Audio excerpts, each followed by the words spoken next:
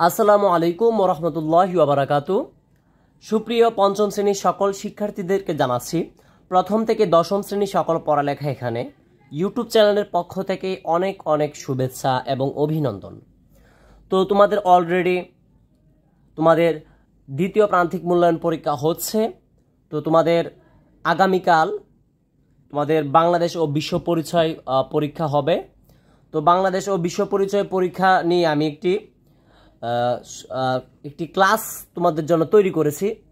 আমি এই কথাটা বলতে পারি, এখানে আমি 100% লিখে দিতে পারি যে যারা আজকে আমার এই ক্লাসটা ধৈর্য সহকারে প্রথম থেকে শেষ পর্যন্ত দেখতে পারবে, তোমাদের বাংলাদেশ ও বিশ্ব পরিচয় বইটা সামনে রেখে তোমাদের যে পাঠ্য বইটা রয়েছে, যারা পঞ্চম শ্রেণী তোমরা যদি আমার সাথে সাথে সামনে বইটা নিয়ে বসতে পারো, ইনশাল্লাহ আমি বলতে পারি তোমাদের পরীক্ষার জন্য সর্বোচ্চ প্রিপারেশন হবে আজকে শুধু আমার এই ক্লাসটি। তো আমি এখানে তোমাদের এবার যে পরীক্ষাটা হচ্ছে সেই পরীক্ষার মধ্যে তোমাদের অধ্যায় থাকবে ভাইয়া 5, 6, 7। তো তোমাদের এবার অধ্যায় রয়েছে 5, 6, 7, ঠিক আছে। তো 5 নাম্বার অধ্যায়টা হয়েছে জনসংখ্যা, 6 নাম্বার অধ্যায়টা হয়েছে জলবায়ু ও দুর্যোগ, 7 নাম্বার অধ্যায়টা হয়েছে মানবাধিকারটা হয়েছে 7 নাম্বার। অর্থাৎ 3টা অধ্যায় যদি এবার তোমরা পরীক্ষায় ভালো করে পড়ো, এখান থেকে তোমরা পরীক্ষায় শতভাগ কমন পাচ্ছ। তো আমি আজকে তোমাদের এই 3টা অধ্যায় ভালো করে পড়াবো। তোমাদের কাছে আমার একটা রিকোয়েস্ট থাকবে, তোমাদের যে পাঠ্য বইটা রয়েছে বাংলাদেশ ও বিশ্ব পরিচয়, তোমরা অবশ্যই এই বইটা সামনে নিয়ে বসো, ঠিক আছে। তো আমি এখন চলে যাচ্ছি তোমাদের যে পঞ্চম অধ্যায় রয়েছে, পঞ্চম, ষষ্ঠ, সপ্তম, এই 3টা অধ্যায় তোমাদের এবারের পরীক্ষার যে সাজেশনটা রয়েছে এবং এবারে 3টা অধ্যায় থেকে তোমাদের পরীক্ষায় প্রশ্ন আসবে। তো আমি 5 নাম্বার অধ্যায়ে যাচ্ছি জনসংখ্যায়, পৃষ্ঠা নাম্বার 40 নাম্বার পৃষ্ঠায় তোমরা সকলে চলে যাও। আশা করি সকলে বইটা সামনে নিয়ে বসেছ। 40 নাম্বার পৃষ্ঠায় বাংলাদেশ ও বিশ্ব পরিচয়। আমি আবারও বলছি, খুবই সহজভাবে ইনশাল্লাহ বোঝানোর চেষ্টা করব। যারা শেষ পর্যন্ত ক্লাসটা দেখতে পারবে ধৈর্য সহকারে, তার পরীক্ষার প্রিপারেশন 100%, ঠিক আছে। তো আর আমি দেরি করছি না, মূল পড়ায় চলে যাচ্ছি। আরেকটি কথা, যারা চ্যানেলটি সাবস্ক্রাইব করোনি, সাবস্ক্রাইব করে পাশে থাকো। তো দেখো এখানে অধ্যায় নাম্বার 5 জনসংখ্যা। এখানে জনসংখ্যা প্রথমে যে কথাটা লেখা আছে জনসংখ্যা, তারপরে দেখো 1 দিয়ে দেওয়া আছে, অর্থাৎ এটা মূলত পরিচ্ছেদ, এভাবে 1 দিয়েছে তারা। পরিবারের উপর অধিক জনসংখ্যার প্রভাব। তো এটা বলতে কি বোঝায়, আমরা এই যে পরিবারের উপর অধিক জনসংখ্যার প্রভাব, এই কথাটা আমরা এই যে এতটুকু প্যারা পড়লে কিন্তু বুঝতে পারবো। তো আমরা পড়ি, আমরা চতুর্থ শ্রেণীতে অধিক জনসংখ্যার বিভিন্ন তথ্য সম্পর্কে জেনেছি। অধিক জনসংখ্যার ফলে খাদ্য, বস্ত্র ও বাসস্থানের চাহিদা পূরণের পরিবারের উপর চাপ সৃষ্টি হয়। দেখো এখানে কি বলা হয়েছে, এটা তোমাদের সম্পূর্ণভাবে মুখস্থ করতে হবে। অধিক জনসংখ্যার ফলে খাদ্য, বস্তু ও বাসস্থানের চাহিদা পূরণে পরিবারের উপর চাপ সৃষ্টি হয়। এটা তোমাদের কি সংক্ষিপ্ত প্রশ্নে কিন্তু পরীক্ষায় আসতে পারে, সংক্ষিপ্ত প্রশ্নে পরীক্ষায় কিন্তু এটা থাকতে পারে বা থাকবে। তারপরে দেখি, তোমরা আশা করি বুঝতে পারছো, মানে যখন জনসংখ্যা বেড়ে যায় তখন অধিক জনসংখ্যার ফলে খাদ্য, বস্ত্র ও বাসস্থানের চাহিদা কিন্তু পূরণে পরিবারের উপর চাপ পড়ে। দেখবা যখন একটা পরিবারে 4, 5 জন, 6 জন যখন পরিবারের সদস্য থাকবে, তখন কিন্তু সেই পরিবারে যে খাওয়া দাওয়াটা রয়েছে বা তাদের যে পোশাক পরিধান করবে সেগুলো কিন্তু একটু কমে যায়, কারণ সকলের চাহিদা কিন্তু পূরণ করতে পারে না, এটাই কিন্তু এখানে বলা আছে। আশা করি তোমরা বুঝতে পেরেছ। তারপরে দেখি খাদ্য, অর্থাৎ একটা কথা মাথায় রাখবা, এই যে এই টপিকটা রয়েছে জনসংখ্যা, লেখা আছে পরিবারের উপর অধিক জনসংখ্যার প্রভাব। তো এই প্রভাবগুলো নিয়ে প্রথমে একটু বিস্তারিত সংক্ষিপ্ত আকারে আমরা বুঝতে পেরেছি প্রভাবটা কি। তারপরে এখানে দেখতে পাচ্ছি খাদ্য, অর্থাৎ যে পরিবারের উপর অধিক জনসংখ্যার যে প্রভাবটা রয়েছে সেই জন্য খাদ্য, বস্ত্র, বাসস্থান 3টা নিয়ে এখানে এই প্যারাটিতে কিন্তু আলোচনা হবে। তো আমরা এখন খাদ্য নিয়ে আলোচনা করব। আমি আবারও বলছি, তোমরা যদি কোনো জায়গায় না বুঝতে পারো, আমার ডিসক্রিপশন বক্সে আমার ইউটিউব চ্যানেলের যে তোমরা ভিডিওটা দেখছো, এটা যে ডিসক্রিপশন বক্স রয়েছে এখানে হোয়াটসঅ্যাপ নাম্বার দেওয়া থাকবে। তোমরা যদি কোনো জায়গায় না বুঝতে পারো হোয়াটসঅ্যাপে জিজ্ঞাসা করতে পারো। এখন অনেকে বলতে পারো যে কমেন্টে জানালে কি সমস্যা হয়, কারণ এটা প্রথম থেকে পঞ্চম শ্রেণী পর্যন্ত যে ক্লাসগুলো রয়েছে সেখানে কমেন্ট আসলে দেওয়াটা ঠিক না, কারণ এটা ইউটিউবের মানে নীতি লঙ্ঘন হয়। এখানে কমেন্ট দেওয়া যাবে না, কারণ তোমরা শিশু, যে কারণে এখানে কমেন্টের অপশানটা বন্ধ থাকে। তারপরে যদি তোমরা কিছু জানতে চাও, আমার ডিসক্রিপশন বক্সে হোয়াটসঅ্যাপ নাম্বার দেওয়া থাকবে, এখানে জিজ্ঞাসা করলে ইনশাল্লাহ তোমাদেরকে জানানোর চেষ্টা করব। তারপরে দেখো এখানে আমরা খাদ্যে চলে যাচ্ছি। বাংলাদেশে কৃষি প্রধান দেশ, অনেক অনেক ইম্পর্টেন্ট একটা প্রশ্ন, তোমাদের বহু নির্বাচনী প্রশ্নে আসতে পারে, তারপরে শূন্যস্থানেও আসতে পারে। বাংলাদেশ কৃষি প্রধান দেশ, তবে অতিরিক্ত জনসংখ্যার জন্য বসতি স্থাপনের কারণে কৃষি জমির পরিমাণ কমে যাচ্ছে। মানে অনেক পরিমাণ যেহেতু মানুষ বেড়ে যাচ্ছে, কৃষির পরিমাণ মানে যেখানে আমরা কৃষি লাগাতাম আগে, সেই জায়গাটি কিন্তু আস্তে আস্তে দিন দিন কমে যাচ্ছে। তাই উৎপাদন বৃদ্ধি পেলে আমাদের কিছু কিছু খাদ্যপণ্য আমদানি করতে হয়। তাই উৎপাদন বৃদ্ধি পেলেও আমাদের কিছু কিছু খাদ্য কিন্তু আমাদের আমদানি করতে হচ্ছে বিদেশ থেকে। এই ব্যাপারে আমাদের সতর্ক হতে হবে, তা না হলে ভবিষ্যতে আরও খাদ্য ঘাটতি দেখা যেতে পারে।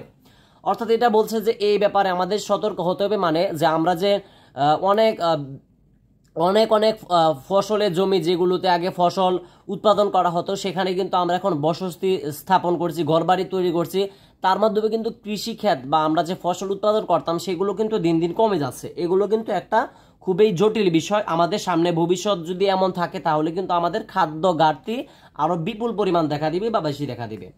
তারপরে দেখি আমরা বস্ত্র। মানুষের মৌলিক চাহিদার মধ্যে অন্যতম হচ্ছে পরিধেয় বস্ত্র। মানুষের যে মৌলিক চাহিদাগুলো রয়েছে সেই মৌলিক চাহিদা মধ্যে অন্যতম কি পরিধেয় বস্ত্র, মানে আমরা যে কাপড় চোপড় পরি তাকে বলা হয় বস্ত্র। ঠিক আছে, তারপরে দেখো মৌলিক কি জানো, এটা একটু বুঝবা যে মৌলিক যেমন খাদ্য, বস্ত্র, বাসস্থান, খাদ্য, বস্ত্র, বাসস্থান, চিকিৎসা, এগুলো হলো মানুষের মৌলিক বিষয়। মানে এই মৌলিক বিষয়ের মধ্যে হলো পরিধেয় বস্ত্র। পরিধেয় বস্ত্রটা একটা মৌলিক বিষয়, প্রত্যেকের জন্যই বস্ত্র প্রয়োজন। এটা দাগিয়ে নাও, মানুষের মৌলিক চাহিদার মধ্যে অন্যতম হচ্ছে পরিধেয় বস্ত্র, মানে যারা আমরা পরিধান করি যে বস্ত্রগুলো সেগুলোকে বলা হয় পরিধেয় বস্ত্র। পরিবারের লোক সংখ্যা বেশি হলে বাবা মা অনেক সময় বা সন্তানদের প্রয়োজনীয় পোশাক কিনে দিতে পারে না।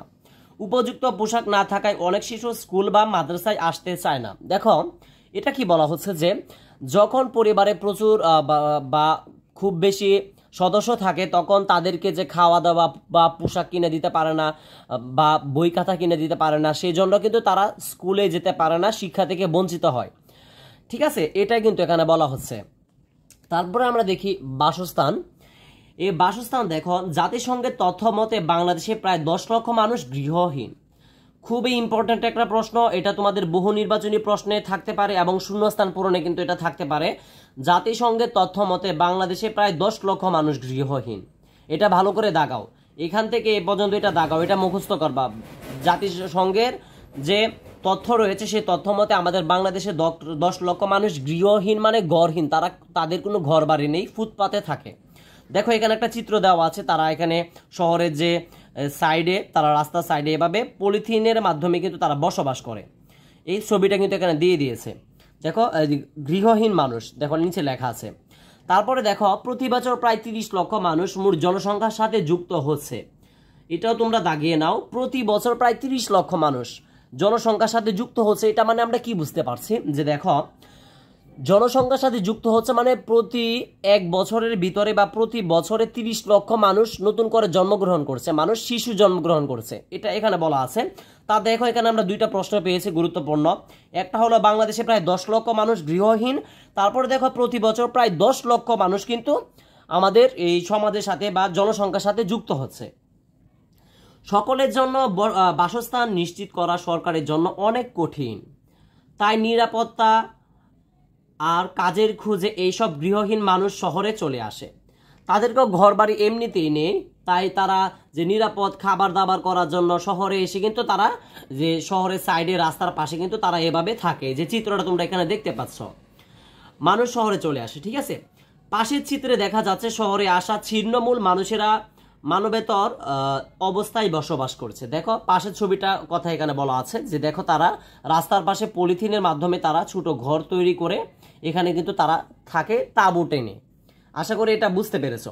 তো দেখো আমরা জনসংখ্যা প্রথম অধ্যায়ে জনসংখ্যাটা পড়েছি। তো এখানে দেখো একটা এমসিকিউ এখানে আমরা পাচ্ছি, যাচাই করি, দেখি আমরা এটা একটু সলভ করি, তোমরা সাথে সলভ করো আমার। সঠিক উত্তরে পাশে ঠিক চিহ্ন দাও। বাংলাদেশ প্রতি বছর কতজন শিশু জন্মগ্রহণ করে? এই যে দেখো, এটা হবে কিন্তু ঘ নাম্বারটা, আমি দেখাচ্ছি না, এটা হবে কি ঘ নাম্বারটা হবে। বাংলাদেশে প্রতি বছর 30 লক্ষ মানুষ জন্মগ্রহণ করছে বা যুক্ত হচ্ছে। এই দেখো, এখানে একটু আগে আমরা পড়িয়েছিলাম, প্রতি বছর প্রায় 30 লক্ষ মানুষ মোট জনসংখ্যার সাথে যুক্ত হচ্ছে। এটাই বলা হয়েছে বাংলাদেশে প্রতি বছর কতজন শিশু জন্মগ্রহণ করে, হবে কিন্তু উত্তর 30 লক্ষ। দেখো একটা জিনিস ভালো করে বোঝার চেষ্টা করবা, এখানে দেখো লেখা আছে প্রতি বছর প্রায় 30 লক্ষ মানুষ মোট জনসংখ্যার সাথে যুক্ত হচ্ছে, মানুষ যুক্ত হচ্ছে, কিন্তু এখানে প্রশ্ন করা হয়েছে বাংলাদেশে প্রতি বছর কতজন শিশু জন্মগ্রহণ করে, উত্তর হবে 30 লক্ষ। দেখো দুইটা কথার মধ্যে কিন্তু পার্থক্য রয়েছে, কিন্তু তুমি যখন এই বইটা ভালো করে পড়বা, পড়ার পরে তুমি বুঝতে পারবা, তুমি এমসিকিউটা যতভাবে ঘুরিয়ে ফিরিয়ে করুক না কেন বই থেকেই করবে, তুমি যদি সেটা বোঝো উত্তর কিন্তু তুমি দিতে পারবে। সেজন্যই আমি বলি তোমরা গাইড না পড়ে তোমরা কিন্তু আগে পাঠ্য বইটা ভালো করে পড়তে হবে। আর সেজন্যই আজকে তোমাদের জন্য আমি এই ক্লাসটা নিয়ে এসেছি। ইনশাল্লাহ এই ক্লাসটা থেকেই তোমরা যদি ভালো করে পড়ো, তোমাদের পরীক্ষায় 100% আনসার তোমরা করতে পারবে, নিঃসন্দেহে আমি বলতে পারি। তো তারপরে আমরা চলে যাচ্ছি 2 নাম্বার স্টেপে, সমাজের উপর অধিক জনসংখ্যার প্রভাব। সমাজের উপর অধিক জনসংখ্যার প্রভাব। দেখো এই কথাটা বলতে কি বোঝায়, এই স্টেপে কিন্তু লেখা আছে এই প্যারাটাতে, সমাজে শিক্ষা, স্বাস্থ্য ও পরিবেশের উপর অধিক জনসংখ্যার প্রভাব পড়ে। প্রভাব পড়ে কেমন? দেখো আমি যদি এটা নিয়ে তোমাদেরকে একটু, যেহেতু তোমাদের এখানে কিন্তু তোমাদের কিন্তু একটু বিস্তারিত প্রশ্ন কিন্তু তোমাদের পরীক্ষায় লিখতে হয় একটু বড় করে, যেখানে তোমরা বলতে পারো যে একটু তোমার বিস্তারিতভাবে লিখতে হয়, যেখানে তোমাদের 8 নাম্বার করে কিন্তু পরীক্ষায় থাকে। সবার শেষে যে স্টেপগুলো রয়েছে বর্ণনামূলক প্রশ্ন, দুঃখিত, বর্ণনামূলক প্রশ্নের জন্য কিন্তু এই প্রশ্নটা খুবই গুরুত্বপূর্ণ। সমাজের উপর অধিক জনসংখ্যার প্রভাব যেখানে লেখা আছে, এটা বলতে তুমি কি বোঝো তোমাদের পরীক্ষায় আসতে পারে। তুমি সমাজে উপর অধিক জনসংখ্যার প্রভাব বলতে আমি প্রথমে একটু তোমাকে বলি, যখন একটা সমাজে প্রচুর পরিমাণ মানুষ থাকে তখন সেই সমাজের মাধ্যমে কিন্তু যে পরিবেশ দূষিত হচ্ছে এবং স্বাস্থ্য সেবা ঠিক মতো মানুষ পাচ্ছে না। আজকে যদি উদাহরণস্বরূপ দেখায় যে বর্তমানে যে বাংলাদেশি সরকারি হাসপাতালগুলো রয়েছে, সেখানে যদি যাও দেখবা যে লাইনে যে দাঁড়িয়ে থাকে সিরিয়াল ধরে, তারা কিন্তু 100 জন, 200 জন, 300 জন পর্যন্ত লাইনে দাঁড়িয়ে থাকে। ডাক্তার কিন্তু সেই পরিমাণ খুবই কম থাকে, ডাক্তারও ভালো করে তাদের যে রোগটা থাকে সেই রোগের যে মূল পরামর্শ অনুযায়ী তাদেরকে কিন্তু যে ওষুধ খেতে হবে বা যে চিকিৎসা করার জন্য দরকার সেগুলো কিন্তু ভালো করে বলতে পারে না। কারণ এটার মূল কারণে হচ্ছে অধিক পরিমাণ মানুষে কিন্তু জনসংখ্যা বেড়ে যাচ্ছে বা বেড়ে গিয়েছে, সমাজের উপর কিন্তু চাপ পড়ছে বা প্রভাব পড়ছে। এটা মূলত বর্ণনামূলক প্রশ্ন, আমি তোমাদের সাথে একটু আলোচনা করেছি যাতে এটা বুঝতে পারো। এখন আমরা এটা নিয়ে তোমাদের বইটা নিয়ে আলোচনা করব। দেখো এখানে শিক্ষা, সমাজের অগ্রগতিতে শিক্ষা অত্যন্ত গুরুত্বপূর্ণ ভূমিকা পালন করে। আমাদের মোট জনসংখ্যার 27.7070% এখন অক্ষর জ্ঞানহীন। এটা তোমরা ভালো করে দাগাও, এটা তোমরা ভালো করে দাগাও। আমি আবারও বলছি, যারা বইটা সাথে না এখনো নেওনি তোমরা এটা সাথে দাগিয়ে নাও। আমাদের মোট জনসংখ্যা 27.70% এখনো অক্ষর জ্ঞানহীন। তোমাদের কিন্তু এটা শূন্যস্থান পূরণ বা বহু নির্বাচনে থাকতে পারে। তারপরে দেখো, দারিদ্রতার কারণে অনেক পিতামাতা তাদের সন্তানদের বিদ্যালয়ে পাঠাতে পারে না। এমনকি বিদ্যালয়ে ভর্তি হলে অনেক শিশু পরিবারের কাজে সাহায্য করতে গিয়ে লেখাপড়া শেষ না করে ঝরে পড়ে। দেখো বিদ্যালয়ে ভর্তি হলেও যেহেতু আমাদের দেশে প্রচুর পরিমাণ জনসংখ্যা বেড়ে যাচ্ছে এবং পরিবারের যে সচ্ছলতাটা রয়েছে তাদের সন্তানের ভালো করে দিতে পারে না, বই খাতা কিনে দিতে পারে না, সেই জন্য কিন্তু অনেক শিশু পরিবারের কাছ থেকে সাহায্য করতে গিয়ে, মানে পরিবারের জন্য কিছু উপার্জন করতে গিয়ে তারা কিন্তু পড়ালেখা থেকে ছিটকে পড়ে, এটাই বলা হচ্ছে। তারপরে দেখো স্বাস্থ্য, আমাদের দেশে জনসংখ্যার তুলনায় চিকিৎসকের সংখ্যা অনেক কম। ঠিক আছে, এটা একটু তোমরা ভালো করে বুঝে পড়বা। এটা মানে আমাদের দেশে জনসংখ্যার তুলনায় চিকিৎসকের সংখ্যা অর্থাৎ ডাক্তারের সংখ্যা কিন্তু অনেক অনেক কম।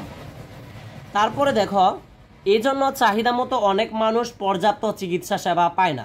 স্বাস্থ্যহীনতার কারণে অনেক উপার্জন করতে পারে না এবং আমাদের অর্থনীতিতেও তার অবদান রাখতে পারছে না। দেখো একটা জিনিস, আমাদের দেশে প্রচুর পরিমাণ মানুষ কিন্তু রয়েছে, তারপরে কিন্তু তারা যে একটি দেশের মধ্যে যদি তারা শিক্ষিত হতে পারে, একটি দেশের কিন্তু সম্পদে পরিণত হতে পারে। কিন্তু যেহেতু তারা পড়ালেখা করছে না, দেখো প্রায় 27.70% কিন্তু অক্ষর জ্ঞানহীন, তারা কোনো অক্ষরের কোনো জ্ঞান রাখে না।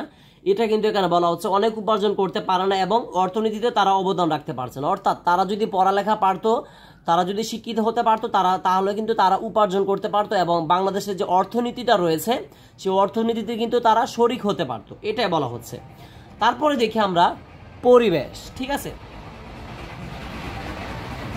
এই পরিবেশে যদি আমরা দেখি, অতিরিক্ত জনসংখ্যার ফলে পরিবেশের উপর ক্ষতিকর প্রভাব পড়ছে। মানুষ গাছপালা কেটে ঘরবাড়ি তৈরি করছে, অধিক ফসল ফলাতে গিয়ে জমিতে প্রচুর রাসায়নিক সার ও কীটনাশক ব্যবহার হচ্ছে।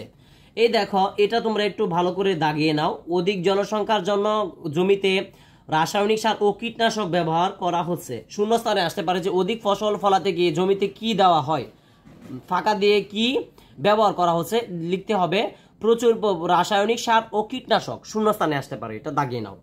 তারপরে দেখি, এতে পুকুর ও নদীর পানি দূষিত হচ্ছে। ভূগর্ভের পানি উত্তোলনের কারণে সামগ্রিকভাবে আমাদের পরিবেশ ও জলবায়ুর উপর ক্ষতিকর প্রভাব পড়ছে। দেখো এখানে একটি যদি আমরা চিত্রটিগুলো একটু যদি লক্ষ্য করি, চিত্রগুলো দেখো, এখানে আছে বন কেটে ঘরবাড়ি তৈরি। দেখো এখানে বন কেটে ফেলছে, ঘরবাড়ি তৈরি করছে এবং কলকারখানার মাধ্যমে পানি ও বায়ু দূষণ। এই দেখো ধোঁয়া বের হচ্ছে, এটার মাধ্যমে আমাদের পরিবেশ দূষণ হচ্ছে, ঠিক আছে, এনভায়রনমেন্ট পলিউশন। তারপরে দেখো ওয়াটার পলিউশন হচ্ছে, অর্থাৎ পানি দূষিত হচ্ছে। দেখো এদিক দিয়ে কিন্তু যে কোম্পানির যত ময়লা আবর্জনা রয়েছে কলকারখানাটার, সবগুলো কিন্তু এখানে পানিতে আসছে, ঠিক আছে। আশা করি তোমরা এটাও বুঝতে পেরেছো। তারপরে স্টেপে আমরা চলে যাচ্ছি, তৃতীয় স্টেপ। হ্যাঁ, তৃতীয় স্টেপে দেখো, জনসংখ্যাকে জনসম্পদে রূপান্তর। জনসংখ্যাকে জনসম্পদে রূপান্তর, এটা বলতে আমরা আসলে কি বুঝি, আমি একটু তোমাদেরকে আগে সংক্ষিপ্ত আকারে মূল ভাবটা বলি। আমাদের জনসংখ্যা বলতে বোঝাচ্ছে যে জনসম্পদের রূপান্তর, অর্থাৎ আমাদের বাংলাদেশে যে প্রচুর পরিমাণ মানুষ রয়েছে, প্রায় 18 কোটি, সেই 18 কোটি মানুষকে কিভাবে রূপান্তর করতে পারবে জনসম্পদে, অর্থাৎ মানুষগুলোই যাতে সম্পদ হয়ে যায়। সম্পদ মানে টাকা পয়সা বা মূলধন বা মূল্যবান জিনিস, এটাই বলা হচ্ছে জনসংখ্যাকে জনসম্পদে রূপান্তর। আমাদের মানুষগুলো, আমাদের বাংলাদেশের মানুষগুলোকে কিভাবে সম্পদে রূপান্তর করা যায় সেটা এখানে আলোচনা করা হবে এই পাঠে। তো আমরা দেখি, প্রথমে আমরা এটা পড়ি। একটি দেশের অর্থনৈতিক উন্নয়নের অন্যতম শর্ত হলো দক্ষ জনশক্তি। ভেরি ভেরি ইম্পর্ট্যান্ট, এটা তোমরা ভালো করে দাগাও। একটি দেশের অর্থনৈতিক উন্নয়নের অন্যতম শর্ত হলো দক্ষ জনশক্তি। এটা তোমাদের শূন্যস্থান পূরণেও আসতে পারে বা বহু নির্বাচনেও এটা আসতে পারে। দক্ষ জনশক্তির মাধ্যমে মূলধন ও প্রাকৃতিক সম্পদের সুষ্ঠু ব্যবহার করা সম্ভব। আমাদের মূলধন বা অর্থ কম থাকতে পারে, এটা দেখো, আমাদের অর্থ কম থাকতে পারে বা মূলধন কম থাকতে পারে, কিন্তু আমাদের কিন্তু প্রাকৃতিক ও মানব সম্পদ রয়েছে। আমাদের দেশে প্রচুর পরিমাণ প্রাকৃতিক এবং মানব সম্পদ রয়েছে। আমরা কিভাবে আমাদের এই বৃহৎ সম্পদকে কাজে লাগাতে পারি, এটা একটা প্রশ্ন করছে যে আমরা এগুলোকে কিভাবে কাজে লাগাতে পারি। আমাদের দেশে তো প্রচুর পরিমাণ প্রাকৃতিক সম্পদ রয়েছে, তো এটার উত্তরটা এখন এখানে দেওয়া হচ্ছে, মানে এটা এখানে বোঝানো হবে। তোমাদের যে বর্ণনামূলক প্রশ্নগুলো থাকে সেটার জন্য কিন্তু আমি একটা কথা আগেও বলেছি, যারা নবম দশম শ্রেণীর ক্লাস, যারা আমার ভিডিও দেখে, যারা নবম দশম শ্রেণীতে পড়ে, তাদের উদ্দেশ্যে আগে অনেক বলা হয়েছে। তোমাদের ক্লাস আমি অলরেডি প্রায় 4-5 দিন ধরে নিচ্ছি। আমি প্রথম থেকে পঞ্চম শ্রেণীর ক্লাস তেমনভাবে নেইনি, 4-5 দিন ধরেই তোমাদের ক্লাসগুলো নেওয়া হয়। বেশিরভাগই কিন্তু আমি নবম এবং দশম শ্রেণীর ক্লাস নিয়ে থাকি। তো দেখো, একটা কথা হচ্ছে যে এখানে তোমাদেরকে এখানে মাধ্যমে এইখান থেকে এই পর্যন্ত বলা হবে যে কিভাবে জনসম্পদে রূপান্তর করা যায় আমাদের এই বিশাল পরিমাণ জনসংখ্যাকে। তো একটা জিনিস মাথায় রাখতে হবে, সেটা হলো যে বর্ণনামূলক প্রশ্নের জন্য তোমরা অবশ্যই বর্ণনামূলক প্রশ্নে কিন্তু 32 নাম্বার থাকে, বিশাল একটা নাম্বার। তো তোমরা যদি এগুলো না পড়ো, বর্ণনামূলক প্রশ্ন কিন্তু ভালো করে লিখতে পারবে না। তোমাদের পাঠ্য বইটা অবশ্যই ভালো করে বাস্ট পড়তেই হবে, তা না হলে কিন্তু হবে না। শুধু গাইড পড়লে কিন্তু ভালো হবে না। আমি তোমাদের সাজেস্ট করবো, তোমাদের পাঠ্য বইটা যদি আজকে আমি যেভাবে পড়াচ্ছি, এগুলো যদি আমার লাইভ ক্লাস বা দুঃখিত আমার এই ক্লাসটার পরে যদি তোমরা আবারও ভালো করে এগুলো, এখন যেগুলো দাগাচ্ছি এখন তো তোমরা সাথে সাথে দাগিয়ে নিচ্ছ, তারপরেও যদি আবার যে জায়গাগুলো দাগিয়ে সে দাগানো জায়গাগুলো বারবার দেখো এবং এগুলোই পড়ো, ইনশাল্লাহ তোমার পরীক্ষাতে 100-তে 100। আমি এখানে লিখে দিলাম যে তোমরা কিন্তু 100-তে 100 কিন্তু পরীক্ষায় কমন পাবে। তা না হলে আমাকে পরীক্ষার পরে আইসা জানাও যে আমি কমন পাই নাই, ঠিক আছে। তো দেখো এখানে আমরা এখানে আছি। প্রথমত, তুলনামূলক দক্ষ জনসম্পদ রূপান্তরিত মাধ্যমে আমাদের প্রচুর বৈদেশিক মুদ্রা আয় করা সুযোগ আছে। বিদেশে কর্মরত আছে আমাদের দেশের নানা পেশার মানুষ, তাদের উপার্জিত অর্থ পরিবারের আর্থিক চাহিদা পূরণ করে দেশে অর্থনীতি সমৃদ্ধ করছে। দেখো এই কথাটা যদি আমরা একটু দেখি, এখানে বলা হচ্ছে যে আমাদের বাংলাদেশ থেকে অনেক মানুষ বিদেশে থাকে, তারা যে অর্থগুলো বাংলাদেশে পাঠায় তারা তাদের পরিবার সহ আমাদের বাংলাদেশেও কিন্তু যে অর্থনীতির মধ্যে কিন্তু প্রচুর পরিমাণ প্রভাব রাখছে। তারপরে দেখি দ্বিতীয়ত আমাদের শিক্ষার মান উন্নত করা, যাতে আমাদের জনগণ দক্ষ মানব সম্পদে পরিণত হতে পারে। সরকারি সহায়তায় বৃত্তিমূলক প্রশিক্ষণ কর্মসূচি ব্যবস্থা করে এই শ্রমিকদের দক্ষ শ্রমশক্তিতে রূপান্তর করা যায়। ঠিক আছে। তৃতীয়ত কারিগরি প্রশিক্ষণ কেন্দ্র বিভিন্ন কাজের প্রশিক্ষণ দেওয়া, যাতে তারা নতুন কোনো শিল্পের বিকাশে সহায়তা করতে পারে, যেমন যন্ত্রপাতি শিল্প। দেখো আমি এটার মধ্যে মূলত কিছু দাগানির নেই যে আমি তোমাদেরকে এখানে দাগিয়ে দিব, এটা তোমাদের ভালো করে তোমাদের এই স্টেপটা পড়তে হবে। আর এটা কি বোঝাচ্ছে আমি বলি তোমাদেরকে, এই জায়গাটা একটু, এটা দাগানোর কিছু নেই, তোমাদের বুঝতে হবে বর্ণনামূলক প্রশ্নের জন্য। এখানে বলা হচ্ছে যে সরকার যদি বৃত্তি চালু করে, বৃত্তি বলতে যে বৃত্তিমূলক প্রশিক্ষণ বলতে বোঝায় যে প্রশিক্ষণ করলে কোনো টাকা পয়সার খরচ হবে না মানুষের, এবং সেই প্রশিক্ষণ করলে উল্টা সরকার থেকে তাদেরকে টাকা দেবে। সেই প্রশিক্ষণগুলো যদি করায় সরকারে, তার মাধ্যমে আমাদের বাংলাদেশের মানুষ কিন্তু আস্তে আস্তে ডেভেলপ হয়ে যাবে, তারা কিন্তু উন্নতর দিকে অগ্রসর হবে। কিন্তু তার মাধ্যমে আমাদের দেশেরই কিন্তু সম্পদ, তারা যদি একটা প্রশিক্ষণ শিখে বা কিছু একটা জানে বা যন্ত্রপাতি সেগুলো ইলেকট্রিশিয়ান কারিগরি প্রশিক্ষণ কেন্দ্র যদি তারা বুঝতে পারে বা যে ইলেকট্রিকের কাজগুলো যদি তারা শিখতে পারে, তারা কিন্তু আমাদের দেশে কাজ তো করতেই পারবে, তারা বিদেশ গেলেও কিন্তু তারা কিন্তু বিদেশে গিয়ে অনেক কাজ করতে পারবে, যার মাধ্যমে আমাদের দেশে কিন্তু দিন দিন কিন্তু জনসংখ্যাকে জনসম্পদে রূপান্তর করা সম্ভব। এটাই কিন্তু এখানে বলা হচ্ছে। আশা করি তোমরা এটা বুঝতে পেরেছ। তো আমরা এখানে দেখি সঠিক উত্তরের পাশে টিক চিহ্ন দাও। অর্থনৈতিক উন্নয়নের জন্য নিচের কোন সম্পত্তি সবচেয়ে বেশি গুরুত্বপূর্ণ? ঠিক আছে, অর্থনৈতিক এখানে দেখো অর্থনৈতিক উন্নয়নের জন্য নিচের কোন সম্পত্তি সবচেয়ে বেশি প্রয়োজন? যন্ত্রপাতি শিল্প, অবকাঠামোগত উন্নয়ন, পোশাক, মূলধন। এই যে আমরা এখানে পড়েছি, দেখো এখানে একটু লক্ষ্য করো ভালো করে, এটা আমরা দেখাই তোমাদেরকে।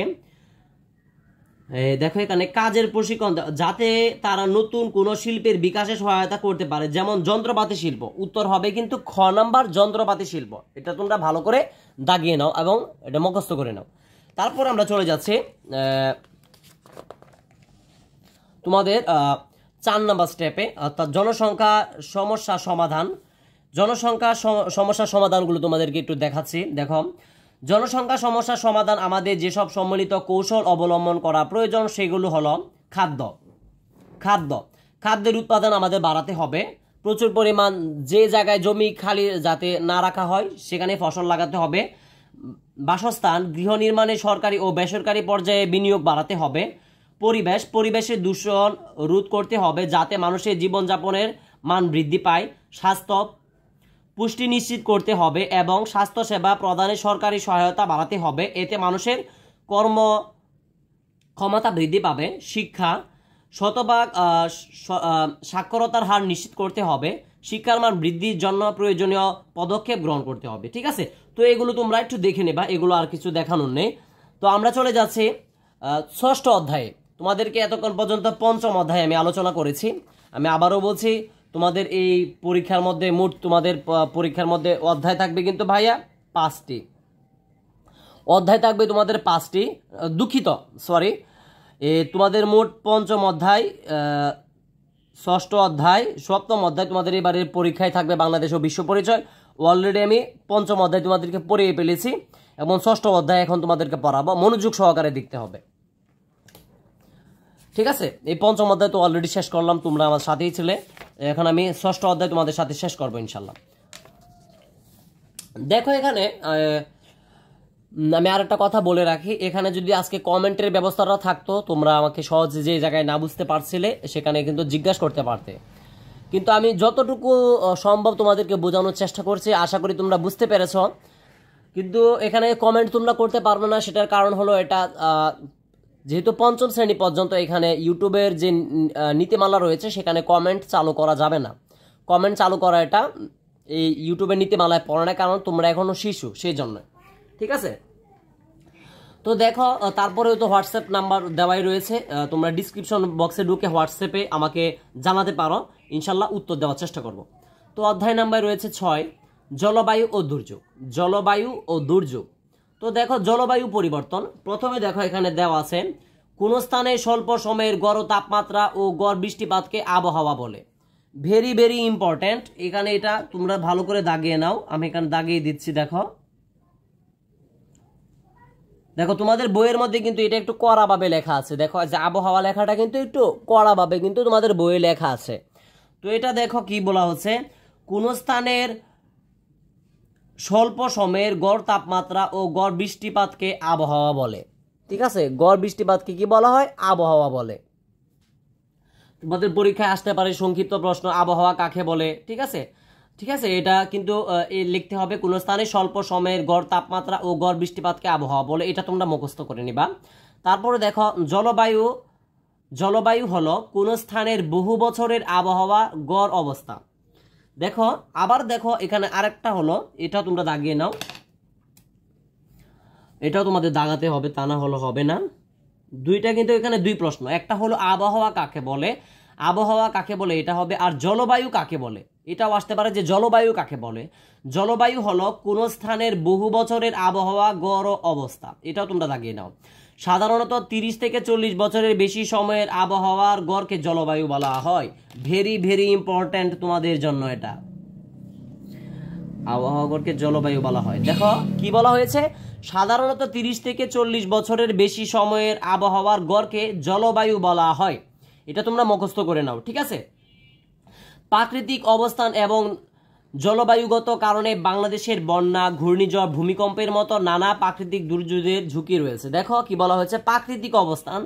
প্রাকৃতিক অবস্থান বলতে যে আমাদের বাংলাদেশটার যে অবস্থানটা রয়েছে, এবং জলবায়ুগত কারণে, অর্থাৎ এখানে যে বিভিন্ন সময় বিভিন্ন ঋতু আসে বা আমাদের যে জলবায়ুটা রয়েছে, এটা এখানে বোঝাচ্ছে প্রাকৃতিক দুর্যোগের কিন্তু ঝুঁকি রয়েছে।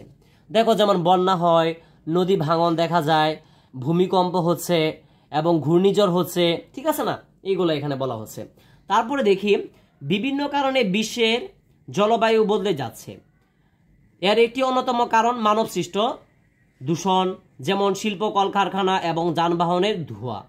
দেখো শিল্প কলকারখানার জন্য কিন্তু আমাদের যে প্রকৃতিটা রয়েছে বা আমাদের যে পরিবেশ কিন্তু বা জলবায়ু কিন্তু বদলে যাচ্ছে। দেখবা যে ধোঁয়া বের হচ্ছে কলকারখানা থেকে, গাড়ি থেকে ধোঁয়া বের হচ্ছে, এগুলো কিন্তু আমাদের মানব সৃষ্ট দূষণ।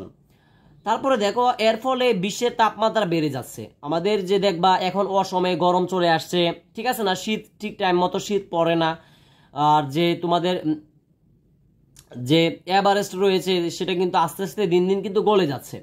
তাপমাত্রা বেড়ে যাওয়া, একদিকে বরফ গলে যাচ্ছে, অন্যদিকে জলাশয় শুকিয়ে যাচ্ছে, ফলে পরিবেশ ক্ষতি হচ্ছে। তাপমাত্রা যেহেতু বেড়ে যাচ্ছে সেখানে কিন্তু বরফ কিন্তু গলে যাচ্ছে। আমি একটু আগে তোমাদেরকে বলেছি যেখানে বরফের দেশগুলো রয়েছে সেগুলো দিন দিন কিন্তু গলে যাচ্ছে, অন্যদিকে জলাশয় শুকিয়ে যাচ্ছে, নদী নালা খালবিল কিন্তু শুকিয়ে যাচ্ছে, ফলে পরিবেশের ক্ষতি হচ্ছে।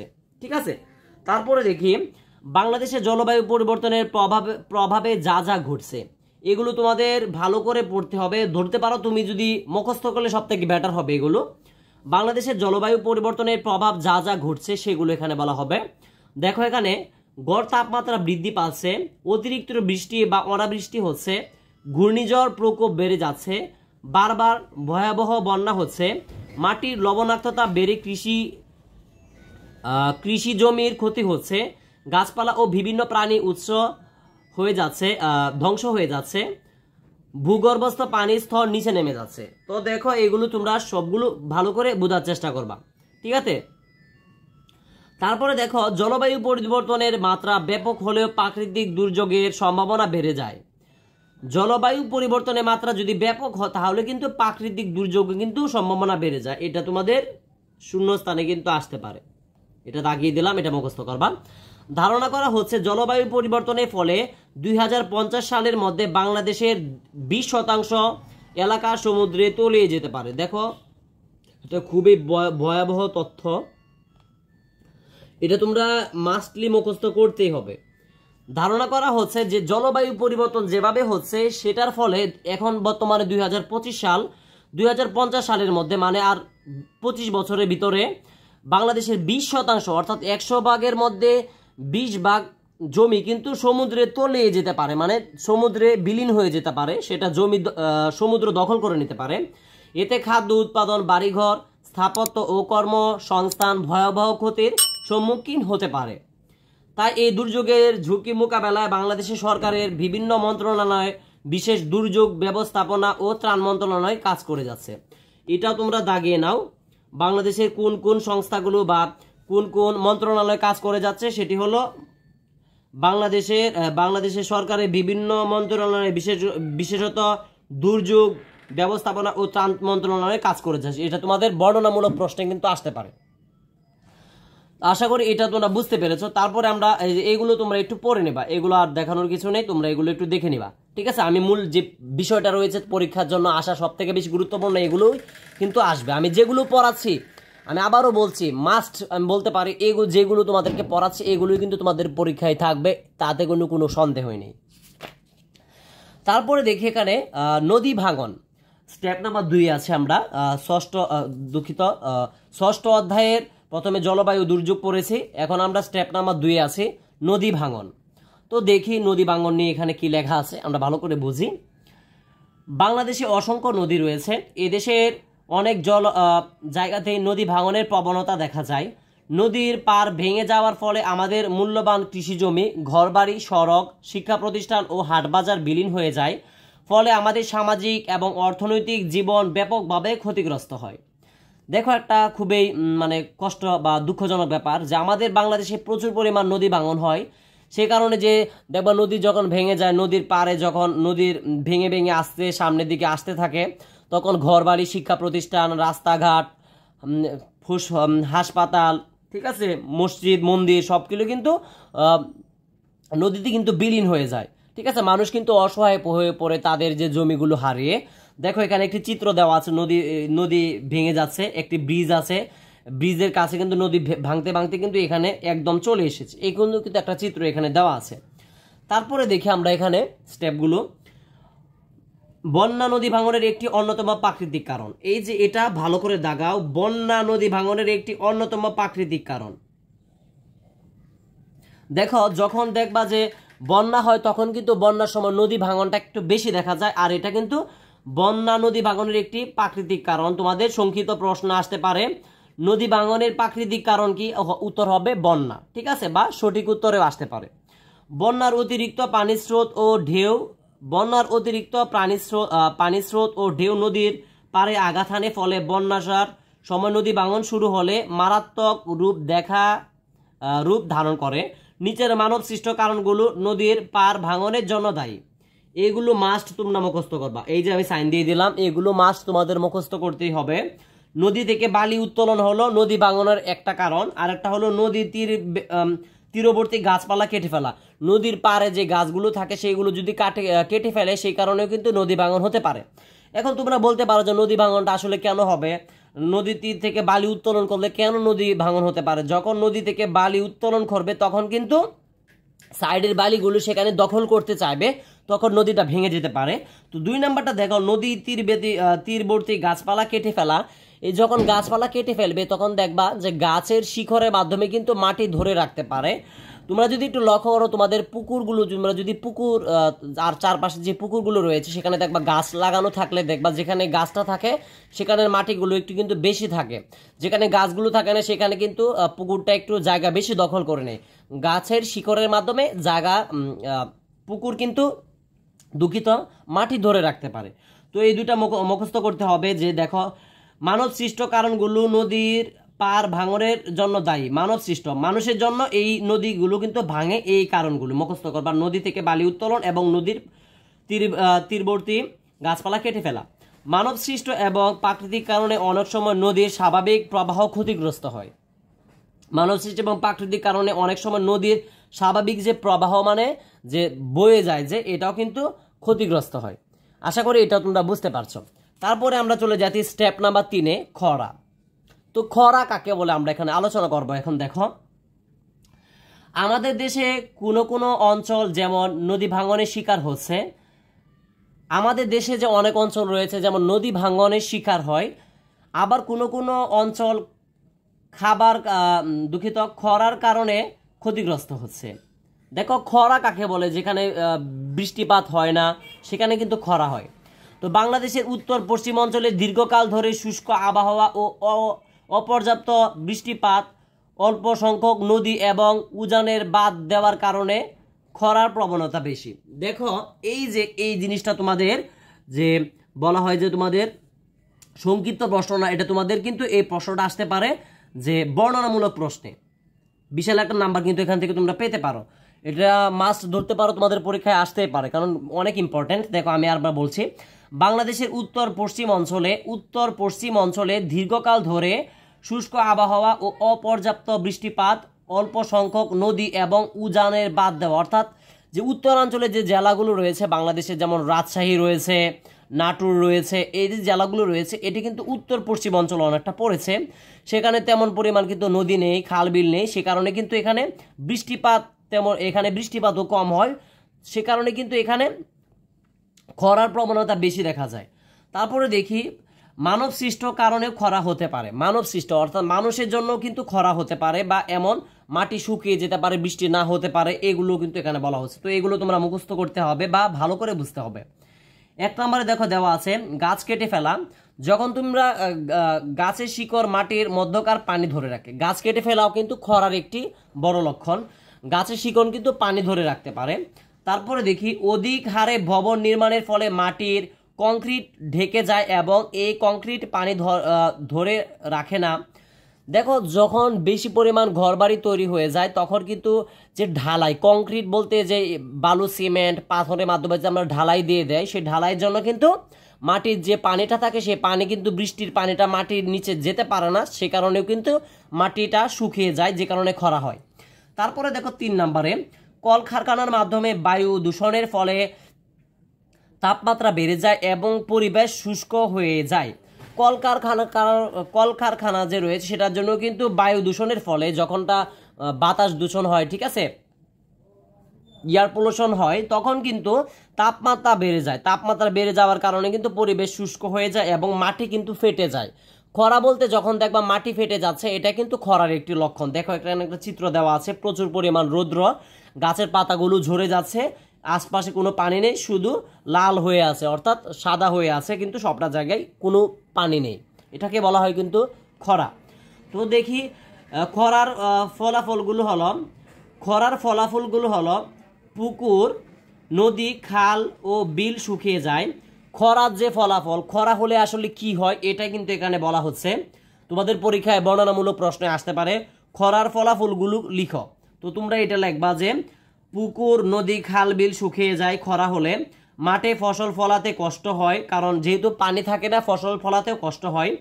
3 নম্বরে দেখো গবাদি পশুর খাদ্য সংকট দেখা যায়, যে গবাদি যে পশুগুলো রয়েছে যেহেতু তাদেরকে ঘাস খাওয়ানো প্রয়োজন, তাদেরকে ঘাস খাওয়ানো যায় না খরার প্রবণতার জন্য, ঘাস জন্মে না, তারাও কিন্তু খুব কষ্টে থাকে।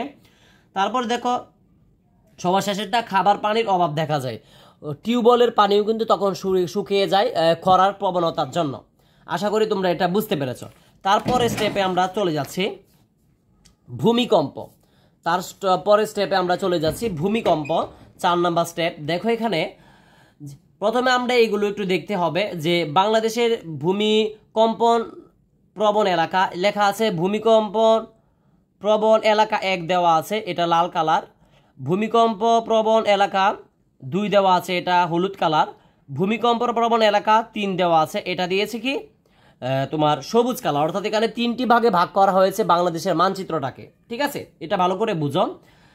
বাংলাদেশের মানচিত্রটাকে 3টি ভাগে ভাগ করা হয়েছে। এখন আগেই তোমাদেরকে বুঝায়, এই যে যেটি রেড কালার দেখতে পাচ্ছ, লাল কালার, সেগুলো কিন্তু সব থেকে বেশি এই জেলাগুলোতে, যেমন এই জেলাতে পড়েছে সিলেট, মৌলভীবাজার, হবিগঞ্জ, সুনামগঞ্জ, কিশোরগঞ্জ, নেত্রকোনা, ময়মনসিংহ, শিয়ালপুর, জামালপুর, গাইবান্ধা, রংপুর, কুড়িগ্রাম, লালমনিরহাট, এই জেলাগুলোতে একটু বেশি পরিমাণ ভূমিকম্প হয়। তারপরে দেখো যে হলুদ কালার রয়েছে, এটিতে একটু মাঝারি আকারে ভূমিকম্প হয়, যে জেলাগুলো তোমরা দেখতে পাচ্ছ, ঢাকা, গাজীপুর, নরসিংদী, এগুলো। তারপরে আবার দেখো যে সবুজ কালার যেগুলো রয়েছে ভূমিকম্প প্রবণ এলাকা 3, এইগুলোতে একটু কম হয়, ঠিক আছে। তো আমরা এখানে এখন পাঠ্য বইটা তোমাদের সাথে পড়ি, তোমরা দাগিয়ে নিবে সাথে সাথে। ভৌগোলিক অবস্থানের কারণে বাংলাদেশে ভূমিকম্পের নিশ্চিত ঝুঁকি রয়েছে। পাশের মানচিত্রে দেখো, পাশের মানচিত্রে এলাকা 1 এর উত্তর পূর্ব অঞ্চল অধিক ভূমিকম্প প্রবণ। দেখো দেওয়া রয়েছে এলাকা 1, যে এলাকা যে 1 রয়েছে সেটা দেখো উত্তর পূর্ব অঞ্চল, এই যে এটা কিন্তু উত্তর এবং নিচে কিন্তু পূর্ব অঞ্চল, অধিক প্রবণ মানে বেশি ভূমিকম্প হওয়ার সম্ভাবনা রয়েছে। এবং এলাকা 3 এর দক্ষিণ পশ্চিম অঞ্চল, এই যে এলাকা 3 রয়েছে এটা হচ্ছে দক্ষিণ পশ্চিম অঞ্চল, মানে এই যে এটা হলো দক্ষিণ পটুয়াখালী, ভোলা, এটি দক্ষিণে পড়েছে, লক্ষ্মীপুর, বরিশাল, বাগেরহাট, খুলনা, সাতক্ষীরা, এগুলা দক্ষিণে পড়েছে। এবং দক্ষিণ পশ্চিম বলতে বলা হচ্ছে যশোর, ঝিনাইদহ, চুয়াডাঙ্গা, মেহেরপুর, চাঁপাইনবাবগঞ্জ, রাজশাহী অলরেডি অনেকটাই পড়ে আছে দেখো এখানে।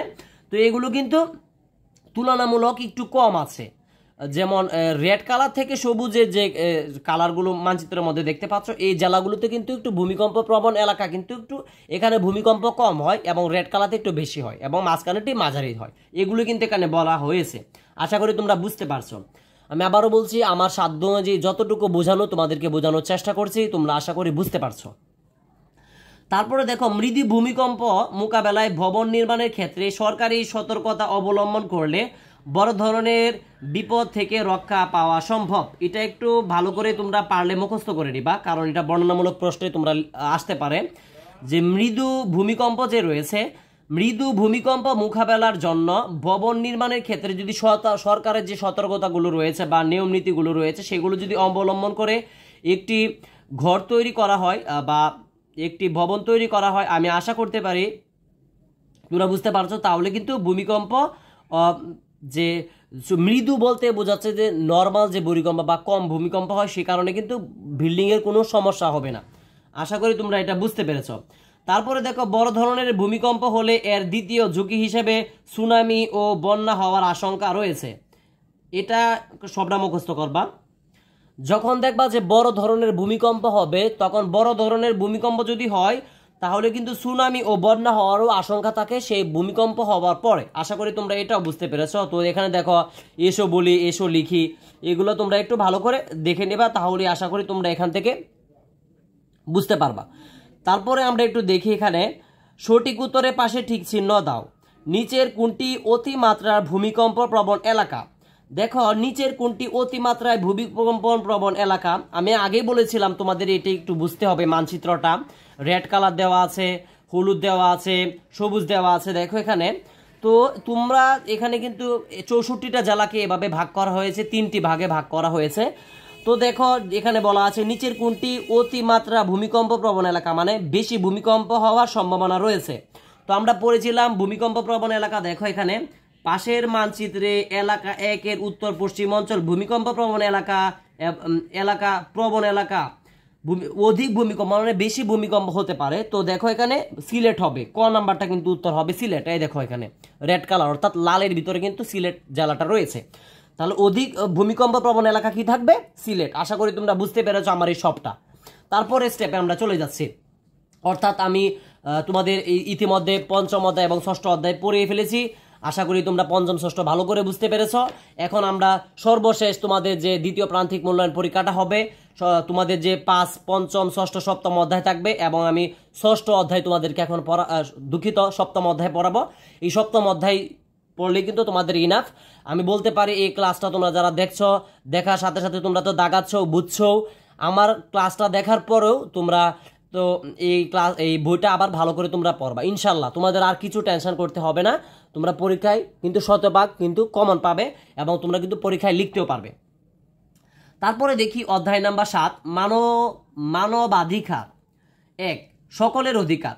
তো আমরা এটা পড়ি তাহলে বুঝতে পারবো মানবাধিকার কাকে বলে। আমি একটু আগে এটা বলি, মানবাধিকারটা কাকে বলে তোমরা একটু ভালো করে বোঝার চেষ্টা করবা, তোমাদেরকে একটু যাতে একটু তোমাদেরকে সংক্ষিপ্ত আকারে একটু বোঝায়। দেখো, মানবাধিকার বলতে বোঝায় যে মানুষ হিসেবে একজন মানুষের যে অধিকারগুলো রয়েছে সেইগুলো যদি বিনষ্ট করা হয় বা তা থেকে যদি করতে বাধা দেওয়া হয় তখন কিন্তু সেটা মানবাধিকার হবে।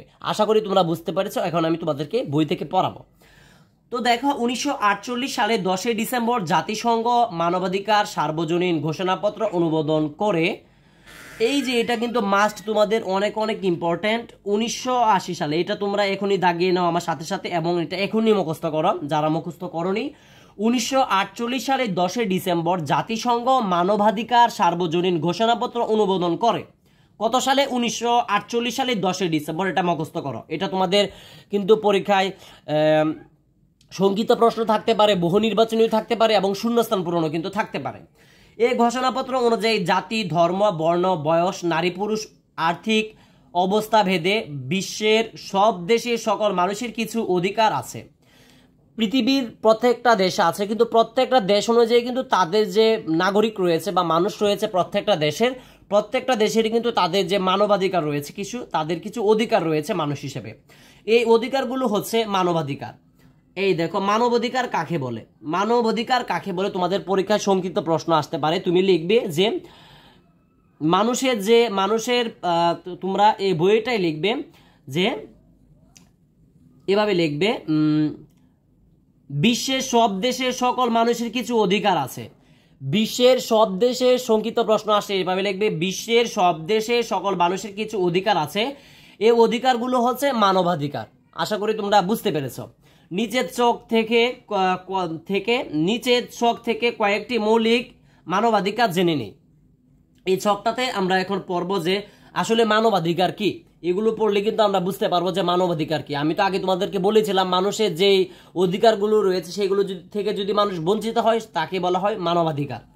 তো দেখো, যে স্টেপগুলো রয়েছে এগুলো তোমরা একটু ভালো করে পড়বা, পারলে কয়েকটা 4-5টা স্টেপ এখান থেকে মুখস্থ করে নিবা। দেখো, মানুষ জন্মগতভাবে স্বাধীন, এটা কিন্তু মানবাধিকারের মধ্যে পড়েছে। স্বাধীনভাবে চলাফেরা করার অধিকার, সমাজে সবার সমান মর্যাদার অধিকার, শিক্ষা গ্রহণের অধিকার, প্রত্যেকের নিরাপত্তা লাভের অধিকার, নির্যাতন ও অত্যাচার থেকে নিজেকে রক্ষা করার অধিকার, বিনা কারণে গ্রেফতার ও আটক না হওয়ার অধিকার। এটা যদি দেখো যে এটা বিনা কারণে যদি কেউ তোমাকে বিনা কারণে গ্রেফতার করে পুলিশ এসে, সেটা কিন্তু মানবাধিকারের মধ্যে পড়বে। আইনের চোখে সমতা, তুমি আইনের চোখে কিন্তু সকলে সমতা থাকতে হবে। ধনী দেখে যে তাকে একটু বেশি ছাড় দিবে, গরিব দেখে তাকে ছাড় দিবে না, সেটাও কিন্তু মানবাধিকার। কারণ মানুষ হিসেবে একটা দেশের মধ্যে, প্রত্যেকটা দেশের মধ্যে মানুষ হিসেবে সকলের কিন্তু সমান অধিকার থাকে, সে ধনী হোক বা গরিব হোক, হিন্দু হোক, খ্রিস্টান হোক, বুদ্ধ হোক, ঠিক আছে। তারপরে দেখো, ন্যায় বিচার পাওয়ার অধিকার, সম্পত্তি ভোগ ও সংরক্ষণের অধিকার, নিজ নিজ ধর্ম পালনের অধিকার। যা আমি তোমাদেরকে বলেছি, নিজ নিজ ধর্ম, তুমি যদি একটি দেশের নাগরিক হয়ে থাকো, যে দেশে জন্মগ্রহণ করেছো, তুমি যে ধর্মেরই হও না কেন, তোমার ধর্মে বা তুমি যে ধর্মে তুমি থাকো, সেই ধর্মে যদি তুমি উপাসনা যদি না করতে পারো, তোমাদের যে ধর্মের যে কাজকর্ম রয়েছে সেগুলো যদি তুমি না করতে পারো, সেগুলো কিন্তু মানবাধিকারের মধ্যে পড়ে। প্রত্যেকটা দেশের জন্যই কিন্তু এটা। নিজের চিন্তা ও মত প্রকাশের অধিকার, তোমার চিন্তা তুমি প্রকাশ কিন্তু করতে পারবে, সেটাও কিন্তু মানবাধিকারের মধ্যে পড়ে। নারী পুরুষ সমান অধিকার, অর্থাৎ সর্বশেষ যে স্টেপটা এখানে দেওয়া আছে, নারী পুরুষ সমান অধিকার, অর্থাৎ নারীদের ক্ষেত্রে এবং পুরুষের ক্ষেত্রে সকলকে সমান অধিকার কিন্তু দিতে হবে, এটা এখানে বলা হয়েছে। তো দেখো, আমরা সবার মানবাধিকার রক্ষায় কাজ করব এবং এই বিষয়ে সকলকে সচেতন করব। কেউ কোনো মানবাধিকার বিরোধী কাজ করলে প্রয়োজনে প্রতিবাদ করব। এটা বলতে কি বোঝাচ্ছে দেখো, তোমাদের বর্ণনামূলক প্রশ্নে আসতে পারে যে মানবাধিকার কোনো কাজ দেখলে আমরা কি করব। মানবাধিকার কোনো কাজ দেখলে আমরা সকলে মিলে সেখানে ঝাঁপিয়ে পড়ব তাদেরকে প্রতিরোধ করার জন্য, ঠিক আছে। আশা করি তোমরা বুঝতে পেরেছো। এখানে একটি দেখো চিত্র দেওয়া রয়েছে, লোকজন ফেস্টুন হাতে মানবাধিকার রক্ষায় স্লোগান দিচ্ছে।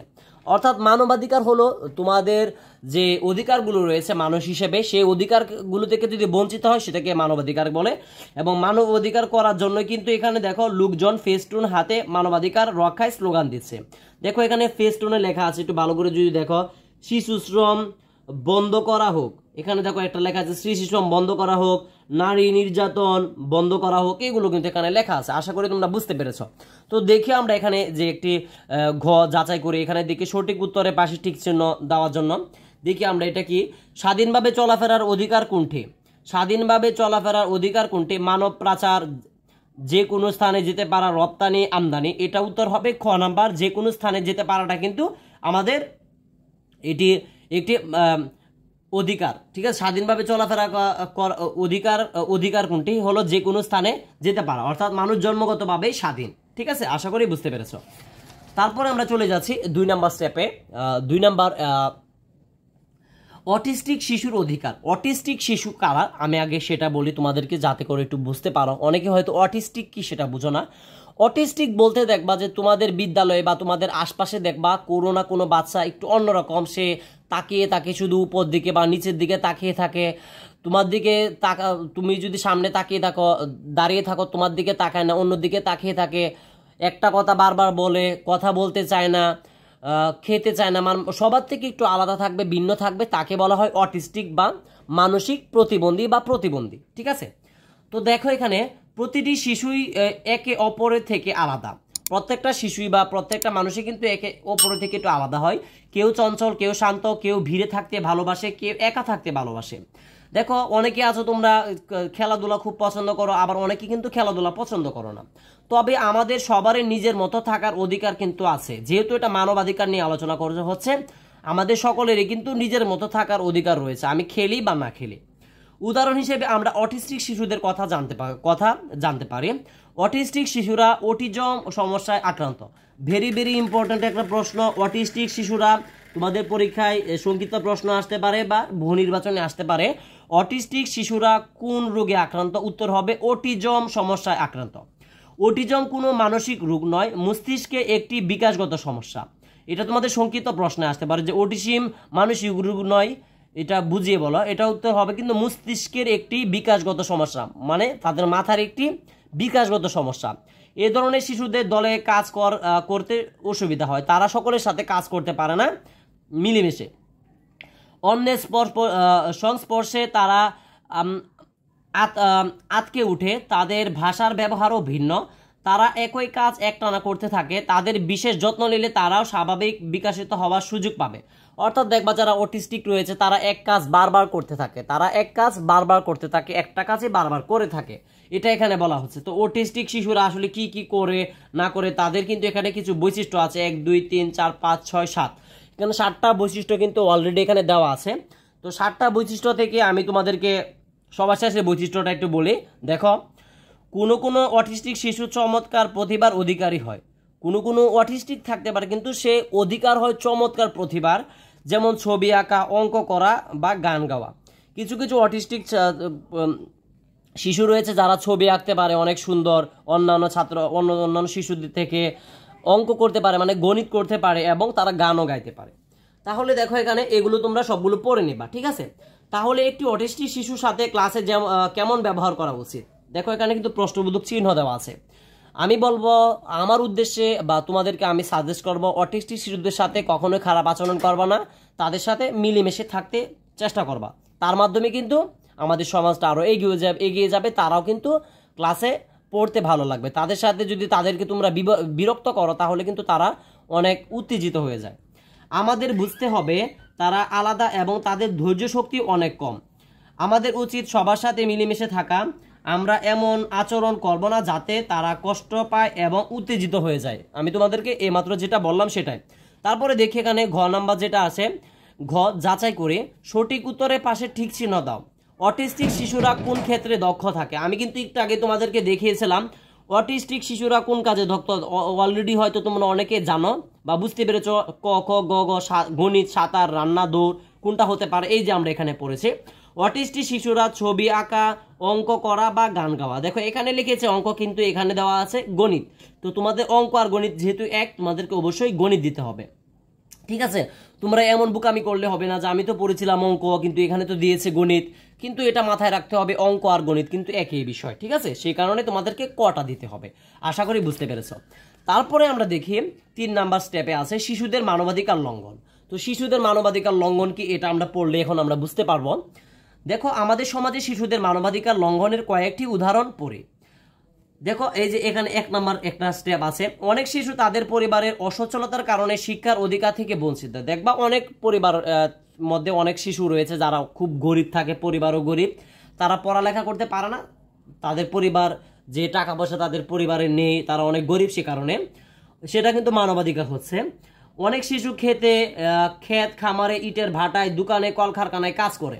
দেখো তোমরা হয়তো এটা অনেকে দেখে থাকো যে অনেক শিশুই কিন্তু দেখবা যে বাজারে, তোমরা বিশেষ করে হোটেলে তোমরা বেশি দেখতে পাও, যেহেতু তোমরা বাচ্চা মানুষ, তোমরা কিন্তু দেখতে পাও হোটেলে ছোট বাচ্চারা কিন্তু কাজ করে। সেটাও কিন্তু একটা মানবাধিকারের মধ্যে পড়ে। কলকারখানায় দেখো, এটা একটা কারখানায় কাজ করছে একটা ছোট বাচ্চা, বিপজ্জনক কাজ করছে।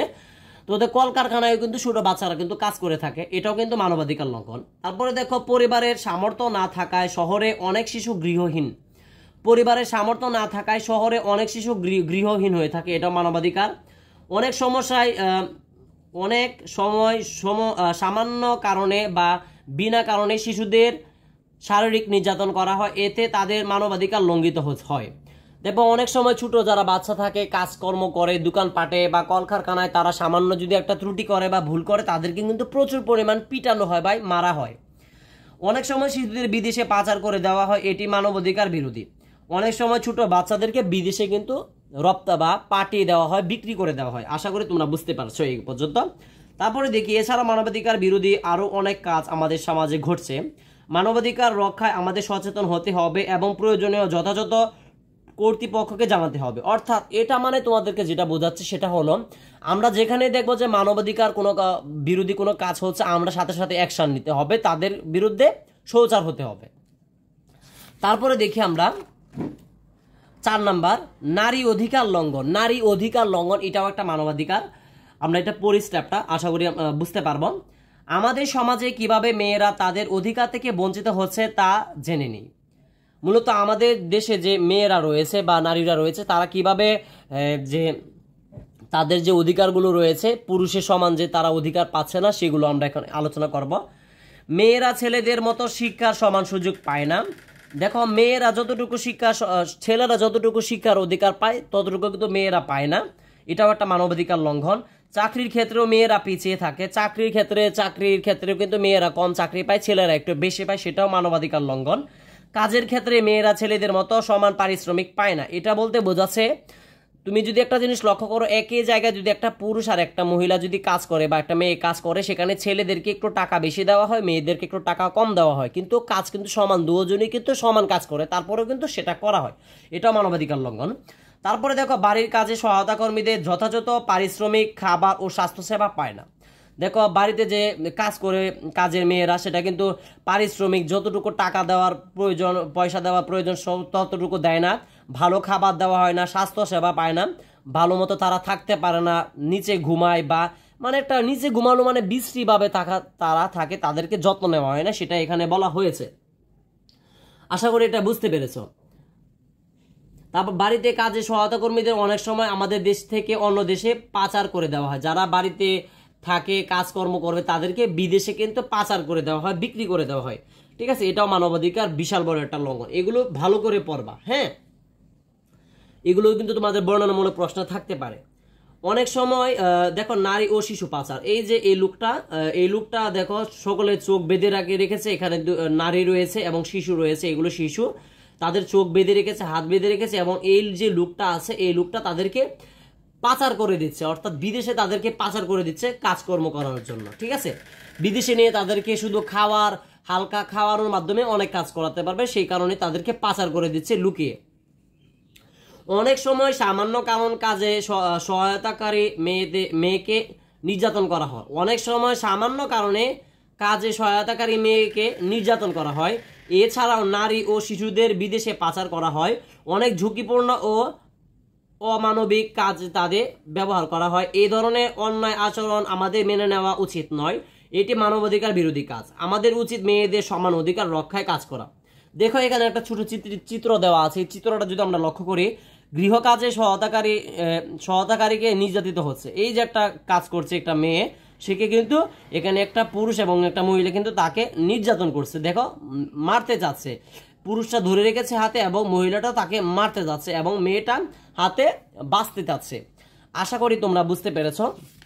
তো তারপরে অষ্টম অধ্যায়, তো অষ্টম অধ্যায় তোমাদের এবার দ্বিতীয় প্রান্তিক মূল্যায়ন পরীক্ষায় নেই, আমি তোমাদেরকে আগেই বলেছিলাম তোমাদের এই দ্বিতীয় প্রান্তিক মূল্যায়ন পরীক্ষায় 5 নাম্বার অধ্যায়, 6 নাম্বার অধ্যায় এবং 7 নাম্বার অধ্যায়, এই 3টা অধ্যায় আছে।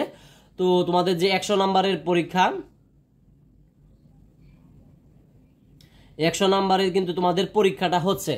তো আমি আর দেরি করতে চাচ্ছি না, আশা করতে পারি তোমাদের যে 3টা অধ্যায় পড়ালাম, 5 নাম্বার অধ্যায় পড়িয়েছি, 6ষ্ঠ অধ্যায় পড়িয়েছি এবং 7ম অধ্যায় পড়িয়েছি, এই যে 5টা অধ্যায় তোমাদেরকে আমি এতক্ষণ পর্যন্ত বোঝানোর চেষ্টা করেছি, 3টা অধ্যায় বোঝানোর চেষ্টা করেছি, মানবাধিকার বুঝিয়েছি, এর আগে বুঝিয়েছি আমরা বাংলাদেশের জলবায়ু ও দুর্যোগ, তারপরে পড়িয়েছি, তার আগে পড়িয়েছি জনসংখ্যা, অর্থাৎ পঞ্চম ষষ্ঠ সপ্তম যে তোমাদেরকে অধ্যায়গুলো পড়িয়েছি, পঞ্চম ষষ্ঠ এবং সপ্তম যে অধ্যায়গুলো পড়িয়েছি, ইনশাল্লাহ এখান থেকে তোমাদের এবার সিলেবাস এখান থেকে পরীক্ষায় থাকবে। তোমরা এই 3টা অধ্যায় আজকে আমার এই ক্লাসটা দেখার পরে যেগুলো আমি বলেছি দাগিয়ে ফেলার জন্য তোমার বইয়ে অলরেডি আমি আশা করি দাগিয়ে ফেলেছ। তোমরা এই অনুযায়ী পড়ো এবং ভালো করে বুঝো, ইনশাল্লাহ আর কিছু তোমাদের টেনশন করতে হবে না। তোমাদের বাংলাদেশেও বিশ্ব পরিচয় পরীক্ষা অনেক অনেক ভালো হবে। তো আমি আজকের মতো বিদায় নিচ্ছি। প্রথম থেকে দশম শ্রেণী সকল পড়ালেখা এখানে ইউটিউব চ্যানেলের পাশে থাকো। তোমাদের অন্যান্য যে ক্লাসগুলো রয়েছে ইনশাল্লাহ সেই ক্লাসগুলো ইনশাল্লাহ দেওয়ার চেষ্টা করব, এবং তোমাদের বিজ্ঞান যে পরীক্ষাটা হবে এবং ধর্ম পরীক্ষা হবে সেগুলো নিয়েও ইনশাল্লাহ আমার সাজেশন থাকবে এবং তোমাদের সাথে এমন ক্লাস থাকবে। ঠিক আছে, তো আজকের মতো বিদায় নিচ্ছি। প্রথম থেকে দশম শ্রেণীর সকল পড়ালেখা এখানে ইউটিউব চ্যানেলের পাশে থাকো। যারা চ্যানেলটি সাবস্ক্রাইব করোনি সাবস্ক্রাইব করে পাশে থাকো। আসসালামু আলাইকুম ওয়া রাহমাতুল্লাহি ওয়া বারাকাতুহু।